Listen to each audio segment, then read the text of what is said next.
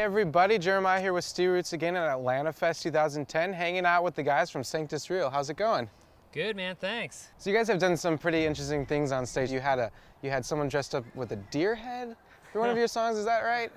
We have a song called Dear Heart, and on the tour when we were doing our whole album front to back earlier this spring, you know, we had someone come out, with a big blow-up deer costume and a heart balloon, and it was pretty fun. It was a good little gimmick that we pulled. You mentioned on a blog that it's about how hearts always aren't the best guidance. Would you mind elaborating on that? Yeah, Dan, I think you wrote the blog for Dear Heart. Oh, yeah.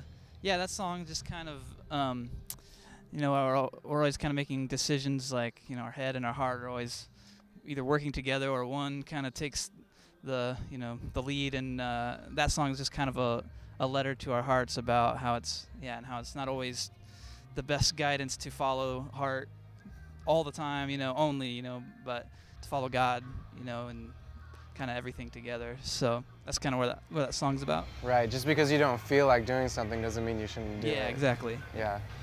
And then your song, Till I Got to Know You, Dan, you've mentioned that our insecurities, if we let God have access to them, are so often our greatest strengths.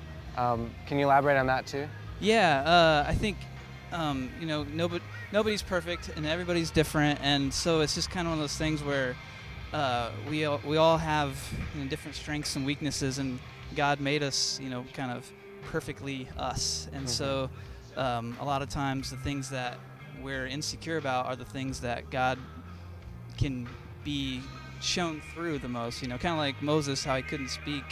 Right. And Aaron spoke for him, but it was Moses was the one that led the Israelites out of Egypt and everything. Right. So it's just things like that. He uses our weaknesses to do his purpose. So. And have you guys seen that starting off as a band and trying to get going and doing tours and stuff? You kind of have to face those weaknesses still. Definitely. We're as far as performing live, like the set list and what we're gonna do, and when we perform, we're still pretty much every day. We'll do it later today. How are we gonna connect with the audience in the time we have? What songs should we play? What are our strengths, live on stage, and what are we not so good at that we should practice? Or what are the ways God can use us, for the time we have, the stage? So we're always trying to figure that out, and praying and asking God, what do you want us to do today? So.